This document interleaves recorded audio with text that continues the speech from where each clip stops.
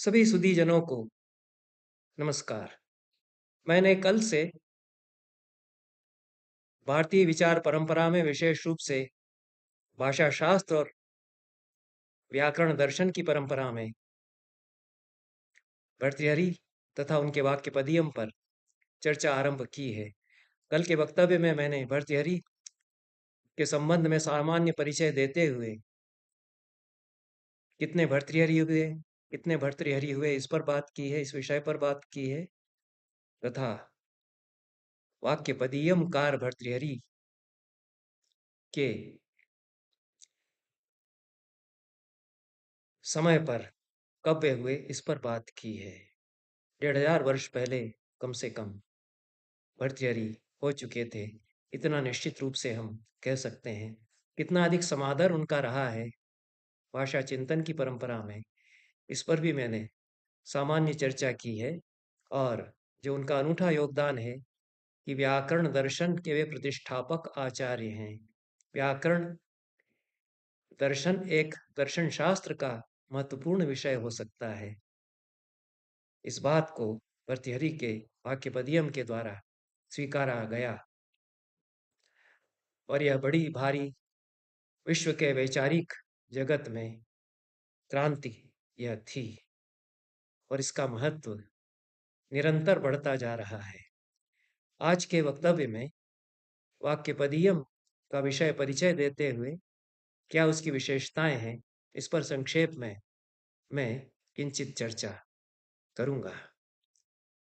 भर्तृहरि ने वाक्यपदियम की विषय वस्तु की रूपरेखा अपने ग्रंथ के आरंभ में ही प्रस्तुत कर दी है और उन्होंने कहा है कि इस ग्रंथ में 8 विषयों पर विचार किया गया है। द्विविध अर्थ, द्विविध शब्द, द्विविध संबंध, द्विविध फल। 2 प्रकार के अर्थ, 2 प्रकार के शब्द, 2 प्रकार के संबंध और 2 प्रकार के फलों पर यह ग्रंथ विचार करता है। 2 प्रकार के शब्द कौन कौन से हैं? द्विविध शब्द अपोद्धार पदार्थ। 2 प्रकार के अर्थ पर पहले आते हैं। 2 प्रकार के अर्थ कौन कौन से हैं कि अपोद्धार पदार्थ तथा स्थित लक्षण पदार्थ, ये 2 प्रकार के अर्थ हैं, इन पर हम विचार करते हैं। द्विविध शब्द या 2 प्रकार के शब्द कौन से हैं कि अन्वाख्येय शब्द और प्रतिपादक शब्द। अन्वाख्येय और प्रतिपादक शब्द ये 2 प्रकार के शब्द हैं। और संबंध 2 प्रकार के कौन कौन से हैं कि कार्य कारण भाव संबंध और योग्यता संबंध, ये 2 प्रकार के संबंध हैं। और 2 प्रकार के फल इस शास्त्र के हैं, एक तो अदृष्ट फल और दूसरा अर्थावबोध। इस प्रकार से आरंभ में उन्होंने विषय वस्तु की दृष्टि से पूरे ग्रंथ की रूपरेखा प्रस्तुत की है। अब इनकी जो कौन कौन से 2 प्रकार के अर्थ, कौन कौन से 2 प्रकार के शब्द, उनका स्वरूप क्या है, इस पर किंचित हम विचार यदि करते हैं तो भर्तृहरि बताते हैं कि पदार्थों को अलग अलग निकाल करके और बताना, वाक्यार्थों से पदार्थों को अलग अलग निकाल करके बताना तथा पदार्थों से भी उनकी प्रकृति, मूल शब्द और धातु और प्रत्ययों को अलग अलग निकाल करके बताना, ये अपोद्धार कहलाता है। इसी को आधुनिक भाषा में एटिमोलॉजी कहा जाता है, निरुक्ति भी इसको कहते हैं। तो यह प्रातिपदिक मूल शब्द यह है, इसमें अमुक प्रत्यय लगा है और इस प्रकार से यह बना है, यह उसको तोड़ करके देखना ही अपोद्धार शब्द है। और वाक्यार्थ अखंड और स्थिर होने के कारण स्थित लक्षण कहा जाता है। और ये 2 प्रकार के अर्थ हुए, शब्द नहीं। प्रकृति और प्रत्यय के विभाजन के द्वारा बताए गए शब्द अन्वाख्येय शब्द हैं। इसी अपोद्धार की विधि से जब हम शब्द को बताते हैं तो अन्वाख्यान उसका हो जाता है, तो वह अन्वाख्येय शब्द कहा जाता है। और इनको मिलाकर के जब हम बताते हैं तो वह प्रतिपादक शब्द हो जाता है। प्रकृति, प्रत्यय, पद, वाक्य इन सब से मिलकर के बना हुआ शब्द प्रतिपादक शब्द है। इस प्रकार से 2 प्रकार के अर्थ, 2 प्रकार के शब्द, ये परस्पर संबद्ध अवधारणाएं हैं। और इनका द्विविध संबंधों सहित द्विविध फल सहित वाक्य पदीयम में निरूपण किया गया है। 3 कांडों में यह निरूपण पर्यवसित होता है, ब्रह्मकांड, वाक्यकांड और पदकांड। तीसरा कांड जो पदकांड है उसको प्रकीर्ण कांड भी कहा जाता है, क्योंकि उसमें अनेक विषयों का समावेश किया गया है। ब्रह्मकांड सबसे आधारभूत है और पूरे वाक्य पदीयम की जो व्याकरण दर्शन है उसकी सैद्धांतिक पीठिका ब्रह्मकांड में निर्मित की गई है। शब्द ब्रह्म का स्वरूप और उससे होने वाली सृष्टि प्रक्रिया पर इसमें विचार किया गया है। सारे दर्शन सृष्टि कैसे हुई इस पर विचार करते हैं। वाक्य पदीयम शब्द का दर्शन है, तो शब्द से सृष्टि कैसे हुई, जहाँ से सृष्टि होती है उस मूल तत्व को ब्रह्म कहते हैं। तो शब्द ब्रह्म है, यह दर्शन लेकर के यह व्याकरण दर्शन आगे बढ़ता है। आकार में तो ब्रह्मकांड बहुत छोटा है, पर दार्शनिक दृष्टि से यह अत्यंत ही संपन्न कांड है। चिंतन में उतना ही यह गहरा भी है। वाक्य कांड में 467 कारिकाएं हैं। इसमें वाक्य और वाक्यार्थ के स्वरूप पर विचार किया गया है। आधुनिक भाषा शास्त्र में सेमांटिक्स जिस विषय को कहते हैं उसका महत्वपूर्ण निरूपण यहाँ पर किया गया है, और व्याकरण दर्शन की परंपरा पर भी संक्षिप्त चर्चा वाक्य कांड में जो दूसरा कांड है उसमें भर्तृहरि ने की है। प्रकीर्ण कांड जो तीसरा कांड है यह आकार में सबसे विशाल है। इसमें 1327 कारिकाएं हैं और कई समुपदेशों में या कई प्रकरणों में इसको विभाजित किया गया है। इन समुपदेशों में जाति, द्रव्य, संबंध, गुण, दिक्, साधन, क्रिया, काल, पुरुष, संख्या, लिंग, वृत्ति अर्थात समास इत्यादि वैयाकरणिक कोटियों की चर्चा करते हुए भाषा में इनकी निष्पत्तियों और इनकी परिणतियों तथा तज्जन्य प्रक्रियाओं का निरूपण किया गया है। भर्तृहरि ने वाक् या वाणी के 3 रूप माने हैं, पश्यंती, मध्यमा और वैखरी। यह पूरी परंपरा वेद से आरंभ होती है। ऋग्वेद में चत्वारि वाक् परिमिता पदानि तानि विदुर ब्राह्मणा ये मनीषिणा, यह वाणी के 4 पद हैं। ऐसी जो मंत्रों में ऋषियों की अभिव्यक्ति है उसके आधार पर 4 सीढ़ियां वाक् की होती हैं, यह भाषा दर्शन में माना गया। और सबसे सूक्ष्म जो स्तर है वाक् का उसको परा कहा गया। तो गुहा त्रीणि इंगिता नेंगयंती तुरियम वाचो मनुष्या वदंती। 3 जो उसके स्तर हैं वे तो बहुत ही सूक्ष्म है और क्रमशः सूक्ष्म से सूक्ष्मतर सूक्ष्मतम होते चले जाते हैं। तो परा सबसे परा सूक्ष्मतम स्तर है और शेष 3 उसके बाद पश्यंती, मध्यमा और वैखरी वाक्य की निष्पत्तियों के, वाक्य की परिणतियों के ये 3 सोपान होते हैं। इनमें से पश्यंती का पहले कांड में, मध्यमा का दूसरे में और वैखरी का तीसरे में विवेचन है। यह भी व्याख्याकारों की मान्यता है। तो यह सामान्य परिचय विषय वस्तु का वाक्य पदीयम की दिया गया। और भर्तृहरि ने नामोल्लेख के साथ तो कंठतः तो वाणी के 3 स्तरों की, वाणी के 3 रूपों की ही चर्चा की है, पर उन्होंने संकेत दिया है कि इनका परम पद कोई है। तो पश्यन्त्या परमम पदम इत्यादि कहते हुए उन्होंने इन तीनों ही रूपों का, पश्यन्ती के पश्चात भी एक परम पद है, इसका उल्लेख करते हुए परावाक का संकेत कर दिया है। इसलिए परावाक को अस्वीकार भर्तृहरि ने नहीं किया है। वाणी के ये 4 रूप वैदिक काल से लगाकर व्याकरण दर्शन की परंपरा में जो स्वीकार किए गए वो वाक्य पदीयम में है। और वाक्य पदीयम में उनके आधार पर जो शब्द का दर्शन निर्मित किया गया है वह भर्तृहरि का अपना योगदान इस विषय को है।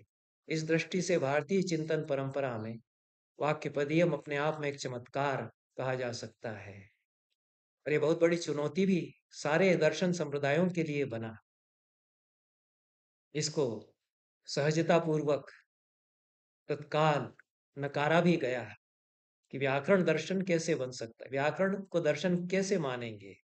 इसका काम भाषा सिखाना है और शुद्ध भाषा कैसे बोली और लिखी जाए, यह व्याकरण का काम है। इसको फिलॉसफी का स्तर नहीं दे सकते। यह तत्काल प्रतिक्रिया तो कुछ दार्शनिकों की ओर से आई, पर इतना आसान नहीं था भर्तृहरि को अस्वीकार करना, उनको नकार देना। इसलिए चुनौती बहुत बड़ी तत्काल बन जाते हैं भर्तृहरि दार्शनिकों के बीच में। इसका क्या किया जाए? जो स्थापित कर दिया गया, तर्क से स्थापित किया गया कि पूरी सृष्टि प्रक्रिया शब्द पर आधारित है, वो शब्द का एक दर्शन बनता है। इसको जब स्थापित किया गया तार्किक दृष्टि से, तो इसको नोटिस में न ले, इसका संज्ञान भी न ले दर्शन के आचार्य, विचार परंपराएं इसकी अनदेखी करें, यह भी संभव नहीं हो सकता। तो तत्काल तो कहीं कहीं उपहास किया गया भर्तृहरि का, पर छठी शताब्दी तक आते आते यह स्थिति हो जाती है कि भर्तृहरि को अनदेखा नहीं किया जा सकता विचार परंपराओं में। मैंने कल के ही वक्तव्य में बताया कि कुमारिल भट्ट वाक्यपदियम की कारिका उद्धृत करते हैं। बौद्ध दार्शनिकों में दिंगनाग, शांत रक्षित और कमलशील जैसे दिग्गज बौद्ध दार्शनिक, महान बौद्ध नैयायिक भर्तृहरि को उद्धृत करते हैं, उनका लोहा मानते हैं उनके चिंतन का। पूरी भारतीय दार्शनिक परंपरा में, प्राचीन भारतीय दार्शनिक परंपरा में एक लंबी सूची बनाई जा सकती है उन ग्रंथों और उन ग्रंथकारों की जिन्होंने भर्तृहरि का स्मरण किया है। और भर्तृहरि के बिना गाड़ी आगे नहीं बढ़ती है चिंतन परंपराओं की, यह स्थिति हो जाती है।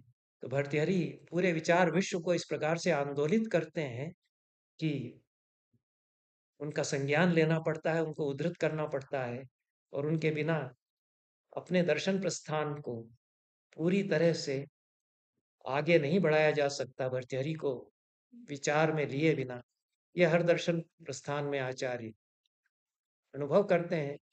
और वेदांत के जिन प्राचीन आचार्यों में भर्तृहरि का स्मरण किया गया, उनमें से भव्य नामक आचार्य हैं।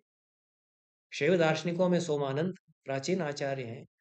उसके बाद उत्पल देव जो अभिनवगुप्त के परम गुरु हैं, वह स्वयं अभिनवगुप्त बहुत ही आदर के साथ भगवान भर्तृहरि कहकर भर्तृहरि का उद्धृत करते हैं और उनका अनुग्रह, उनका ऋण स्वीकार करते हैं। उसके पश्चात तो उनके पहले आनंदवर्धन, उनके पश्चात मम्मट, पूरी जो व्यंजनावादी आचार्यों की परंपरा है, और तो भर्तृहरि के बिना उनकी गाड़ी आगे बढ़ती ही नहीं है। भर्तृहरि उनका जो स्फोट सिद्धांत है, उसके आधार पर हमने ध्वनि की परिकल्पना की। हमारी पूरी ध्वनि सिद्धांत की जो महाप्रसाद की नींव है, वह तो व्याकरण दर्शन जो भर्तृहरि का है उसी पर है टिकी हुई, ऐसा ये आचार्य कहते हैं। शैव दार्शनिकों में सोमानंद, उत्पल देव और अभिनव गुप्त जैसे महान विचारकों और दार्शनिकों ने भर्तृहरि को उद्धृत किया। शंकराचार्य अद्वैत वेदांत के प्रतिष्ठापक आचार्य, और महान दार्शनिक वाचस्पति मिश्र, महान नैयायिक पार्थ सारथ और मीमांसक पार्थ सारथी मिश्र, ये दर्शन परंपरा के जो भारतीय चिंतन परंपरा के जो स्तंभ हैं, ये भर्तृहरि को उद्धृत करते हैं। अब संक्षेप में भर्तृहरि का जो मूल दर्शन है, मूल जो उनकी स्थापना है, उस पर किंचित चर्चा करेंगे। भर्तृहरि पहली ही कारिका में पूरे ग्रंथ की प्रतिश्रुति बता देते हैं कि प्रस्थान हमारा क्या है, कहाँ से हम आरंभ करते हैं। अनादि निधनम ब्रह्म शब्द तत्व यदक्षरम विवर्ततेर्थ भावेन प्रक्रिया जगतो यतः। शब्द ब्रह्म अनादि निधन है।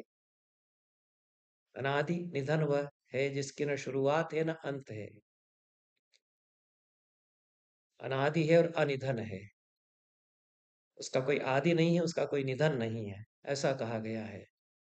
न आदिर न अंतम यस्य, ऐसा अनादि निधन शब्द ब्रह्म है।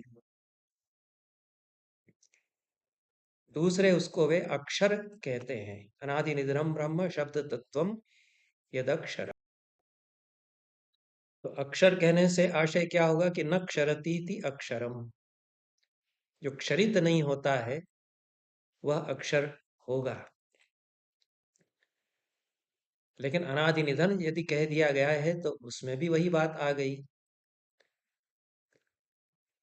इसलिए अनादि निधन कहने के पश्चात अक्षर उसी को कहते हैं, तो पुनरावृत्ति प्रतीत होती है। यह सुब्रमण्यम अय्यर की व्याख्या एक है कि अक्षर का सामान्य अर्थ तो जो क्षरित नहीं होता या नष्ट नहीं होता, यह माना ही जा सकता है। पर चूंकि यह बात शब्द को अनादि निधन कहने से ही गतार्थ हो जाती है, इसलिए दूसरा अर्थ जो भर्तृहरि बताना चाहते हैं अक्षर शब्द के प्रयोग के द्वारा, कि वह अनादि और अनंत तो है ही, उसका आदि और अंत नहीं है, यह तो बात है ही। लेकिन अक्षर कहने से उसका जो वर्णमाला में पठित उच्चरित स्वरूप है उसका बोध वे कराना चाहते हैं। अंग्रेजी में जिसको फोनीम कहा जाता है उसको अक्षर शब्द के द्वारा भर्तृहरि बताना चाहते हैं। तब पूरी कारिका का जो अर्थ होगा कि अनादि निधन जो और अक्षर जो शब्द तत्व है वह अर्थभाव से विवर्तित होता है। अर्थ के रूप में विवर्त उससे बनते हैं, अर्थ के रूप में वह विवर्तित होता जाता है, उससे जगत की प्रक्रिया या जगत की रचना होती है। अब यह जो शब्दावली है कि वह विवर्तते अर्थ भावेन, वह विवर्तित होता जाता है। तो हम उस उसे विवर्तित नहीं करते, हम उससे विवर्त नहीं रचते, वह विवर्तित स्वयं होता जाता है। तो इससे आशय यह निकलता है कि भाषा जो शब्द हैं भाषा के वो विवर्त बनाते हैं। विवर्त से क्या आशय है इस पर हम बात करेंगे, लेकिन शब्द से विवर्त रचे जाते हैं ऐसा कहने से यह भर्तृहरि स्पष्ट करना चाहते हैं कि भाषा अपनी व्यवस्थाएं स्वयं रचती जाती है। तो जो ट्रांसफॉर्मेशनल ग्रामर में नोम चॉम्स्की कहना चाह रहे थे, जेनरेटिव ग्रामर के द्वारा जो नोम चॉम्स्की बताना चाह रहे थे कि भाषा की व्यवस्थाएं वे स्वयं इस प्रकार से अपने आप को संरचित करती जाती हैं कि एक व्यवस्था को समझ लेने पर दूसरी व्यवस्था उससे जो जुड़ी हुई हैं वे अपने आप अवगत होती चली जाती हैं। तो यह उन्होंने व्याकरण के संबंध में एक उनकी बड़ी मौलिक अवधारणा मानी गई, पर पाणिनि को वे स्वीकार करते हैं और तदाधारित उनकी कुछ उत्पत्तियां हैं। भर्तृहरि को उन्होंने नहीं, जहां तक मैं जानता हूं, पढ़ा। पर भर्तृहरि जो ये बात कह रहे हैं कि अनादि निधन अक्षर शब्द तत्व अर्थभाव में विवर्तित होता जाता है, उसका एक आशय निश्चित रूप से यह है कि भाषा अपनी व्यवस्थाएं स्वयं रचती चली जाती है। यह ऑटोनोमस एक प्रकार से व्यवस्था है, यह आत्मनिर्भर भाषा की एक व्यवस्था है। दूसरे शब्द की परम सत्ता है, इसके परे अन्य किसी सत्ता की चर्चा अपने दर्शन में भर्तृहरि नहीं करते। शब्द ब्रह्मवाद ही उनका सिद्धांत है और शब्दाद्वैतवाद भी इसको कहा जाता है। इस प्रकार से शैव दर्शन में शिव अनुत्तर के रूप में परम तत्व माने जाते हैं, तो शिवाद्वैत इस दर्शन को कहा जाता है। उसी प्रकार से भर्तृहरि का जो दर्शन है वह शब्दाद्वैत है। शब्द के अतिरिक्त अन्य कोई सत्ता नहीं है, शब्द ही परम सत्य है, परम तत्व भी वही है। ऐसा फिर इसका आशय लेना होगा। इसलिए वाक्यपदियम की दृष्टि से तो जो दर्शन बनता है वह शब्द का दर्शन है। उसकी उपपत्ति यह है कि शब्दों के बाहर संसार नहीं होता, क्योंकि संसार जितना है वह शब्दों पर टिका हुआ है, शब्दों से ही रचा जाता है, शब्दों से जाना जाता है, शब्दों में ही परिवसित हो जाता है। और यही शब्द संसार को रचते हैं अर्थ के रूप में विवर्तित होते जाते हैं। इस बात को अनेक प्रकार से भर्तृहरि ने कहा है और काव्यशास्त्र में व्याकरण की परंपरा में भर्तृहरि के वाक्य पदियम के वे अंश उद्धृत किए जाते रहे हैं। न सोस्ति प्रत्ययो लोके यह शब्दानुक्रमादृते अनुविद्धमिव ज्ञानम सर्वम शब्देन भासते। जितने जो कुछ भी प्रत्यय या बोध होते हैं संसार में हमको, वह शब्द के अनुगम के बिना नहीं होते, शब्दानुगम के बिना नहीं होते। और जितना भी ज्ञान हम संसार में प्राप्त करते हैं वह शब्द से अनुविध, शब्द में पिरोया हुआ होकर के ही भाषित होता है। इसलिए जो कुछ भी हम अनुभव करते हैं, हमारा सारा अनुभव संसार शब्द से बनता है, शब्दों में ही विश्रांत होता है। तब शब्दों के बाहर संसार है ही नहीं, क्योंकि जो कुछ भी हम अनुभव करते हैं इस जगत में वह शब्द के भीतर है, उसके बाहर नहीं है। तो हमारी जो दुनिया है वह शब्द के बाहर नहीं है। कुल मिलाकर के आशय यह निकला कि जिस संसार को हम देख रहे हैं, समझ रहे हैं, वह शब्दों से निर्मित संसार है, शब्दों के बाहर वह नहीं है। और शब्द से आशय जो बोले जा रहे, सुने जा रहे शब्द ही नहीं है, वह तो एक अंतिम स्थूल रूप है वाणी का। और तीन जो रूप उसके वे सूक्ष्म, सूक्ष्मतर और सूक्ष्मतम जो रूप हैं, वे तो चेतना में है, वे भी शब्द के रूप हैं, वे भी वाक हैं। तो उसके बाहर संसार नहीं है। तो यह कश्चन शब्दो वागेव विश्वा भुवनानि जज्ञे, यह वैदिक वाङ्मय में भी कहा गया, उपनिषदों में भी कहा गया, और ऋग्वेद से यह परंपरा आरंभ होती है। इसकी सारी तार्किक उपपत्ति भर्तृहरि सिद्ध करते हैं कि क्यों यह मानना हमारे लिए आवश्यक है कि संसार शब्दों के बाहर नहीं है। क्योंकि संसार हमारे अनुभव में है, उसका हम अनुभव करते हैं, इसलिए संसार है। और वह शब्दों से हम अनुभव करते हैं, शब्दों के भीतर वह है, और शब्दों से विवर्तित होकर के वह भासता है। इसलिए सारा जो विमर्श है वह जिस प्रमाण मीमांसा से जुड़ता है, वह सारी प्रमाण मीमांसा भी शब्द से ही निर्मित होती है। दर्शनों में जिन प्रमाणों की चर्चा की जाती है, प्रत्यक्ष, अनुमान और शब्द, वे सारे प्रमाण भी तो शब्द पर ही टिके हुए होते हैं। क्योंकि प्रमाणों का विमर्श हम किस में करते हैं? हम भाषा में शब्दों के द्वारा करते हैं। तो जितने दर्शन हैं वे शब्द ब्रह्म पर टिके हुए होते हैं, और शब्द तत्व के बिना तो किसी प्रकार की प्रमाण मीमांसा संभव नहीं होती। और प्रमाण मीमांसा यदि नहीं है तो संसार के पदार्थों का बोध भी नहीं हो सकता। किसको हम सिद्ध करेंगे? प्रत्यक्ष के द्वारा, अनुमान के द्वारा किसको अनुमेय बनाएंगे, और शब्द के द्वारा किसका बोध करेंगे?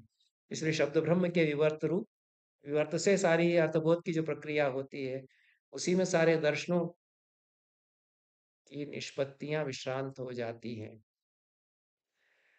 तब शब्द तत्व ही एकमात्र वास्तविकता है, यह मानना पड़ता है। यहाँ यह प्रश्न आ जाता है कि जो शब्द के अर्थ को नहीं जानता, वह क्या संसार को नहीं देख सुन रहा है? गूंगा जो बोल नहीं सकता है, वह क्या संसार को नहीं देख सुन रहा है? इसलिए तो यह तो कहना गलत है कि शब्दों में ही सारा संसार समाया हुआ है, और शब्दों से ही हम शब्द संसार को पहचानते जानते हैं, उसके बाहर संसार नहीं है। इसका भर्तृहरि की दृष्टि से उत्तर यह होता है कि शब्द तत्व से उनका आशय बोले जाने वाले, सुने जाने वाले शब्द से नहीं है, वाग रूपता से है, जिसको कि भर्तृहरि की एक अध्येता तंद्रा पटनायक ने अंग्रेजी में वर्बलाइजेबिलिटी कहा है। मतलब उसको हम, कोई चाहे तो वाणी में उच्चरित रूप में कह दे, लेकिन उसको उच्चरित रूप में जबान से कहना जरूरी नहीं, वह तो है, वह तो हमारे भीतर है ही, उसी में सब कुछ समाया हुआ है। तो जो वाग रूपता है, इसके बाहर कुछ भी संसार नहीं है, ये भर्तृहरि कहते हैं। और इसको वे तार्किक दृष्टि से सिद्ध करते हैं। वाग रूपता चेद उत्क्रामे अवबोधस्य शाश्वती, न प्रकाश प्रकाशेत साहि प्रत्ययो वर्षिणी। वाग रूपता यदि निकल जाए, मतलब बोध के जो शब्दमय होने की सनातन स्थिति है, जितने भी बोध हैं वो वागरूप हैं। उनसे वागरूपता यदि निकल जाएगी तो सारे बोध भी खत्म हो जाएंगे। प्रकाश प्रकाशित नहीं हो पाता है, हो पाएगा। कोई भी वस्तु हमको क्यों झलकती है? क्योंकि वागरूपता का आधार उसके पीछे है। तो प्रकाश भी प्रकाशित नहीं हो पाएगा, क्योंकि वह वागरूपता जो है वह प्रत्यवमर्शिनी है। मुझे प्रकाश हुआ, मुझे कोंधा या मुझे ये बोध हुआ, इसका प्रतिविमर्श वागरूपता के कारण होता है, नहीं तो कुछ भी बोध नहीं होगा। तब जो फिर भर्तृहरि ने कहा कि सारा संसार है या नहीं है हम नहीं जान पाएंगे, तो हमारे लिए फिर वो संसार नहीं रहेगा।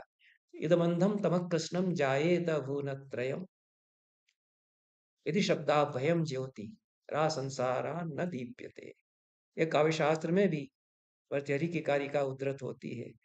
भरत मुनि ने इस प्रकार की बात नाट्यशास्त्र में सबसे पहले कही कि जितनी लोक यात्रा है वो वाक पर टिकी हुई है। तो सारी जो कला है वह तो वाक ही उसकी शैया है। आधार जितना हमारा कला, जितनी हमारी कला की निर्मितियां हैं उन सब का आधार वाक है। वहां भी उनका आशय उच्चरित शब्द ही वाक है ऐसा नहीं है। वाक जो अभिनेता के भीतर सृजना प्रक्रिया के समय स्पंदित होती है, जो कवि के भीतर स्पंदित होती है, परा चेतना का जो प्रथम स्पंद है वह भी तो वाक है। कविता में, कला में, संसार में, सारे बोधों में वह जो वागरूपता है उसके बिना कुछ भी नहीं होगा। तब संसार है या नहीं, इस बात की पहचान हम इस वागरूपता और उसका जो पराचेतना में स्वरूप है उसके द्वारा ही कर पाते हैं। तद्भिन्न संसार हमारे लिए फिर नहीं है, क्योंकि वह तम आसीत तमसा गूढ़म, जो ऋग्वेद के कवि ने सृष्टि जब नहीं थी तो अंधेरे की परतों में लिपटा हुआ अंधकार ही था। सृष्टि कब हुई? जब हमने शब्द के द्वारा उसको पहचानने लगे, शब्द के द्वारा, वागरूपता के द्वारा। शब्दन यदि नहीं किया तो वह प्रत्यवमर्श नहीं होगा। ये सारी जो प्रक्रियाएं भर्तृहरि बता रहे हैं, इसको शैव दार्शनिकों ने स्वीकार किया। उन्होंने अहम प्रत्यवमर्श शब्द का प्रयोग किया। तो भर्तृहरि ने जो बोध की प्रक्रियाएं बताई उनको अंततः स्वीकार करना पड़ा दर्शन शास्त्र के आचार्यों को। यह भर्तृहरि का जो मूलभूत दर्शन है उसकी मैंने किंचित चर्चा इस वक्तव्य में की, और किस प्रकार से उसकी पूरी जटिल प्रक्रियाएं वे बताते हैं और तार्किक निष्पत्तियां भी वे उसकी बताते हैं। इस पर यथामति किंचित चर्चा में आगे के वक्तव्यों में करूंगा। यह आगे चर्चा जारी रहेगी। आज का वक्तव्य मैं यहीं समाप्त करता हूँ। सभी को बहुत बहुत धन्यवाद। नमस्कार।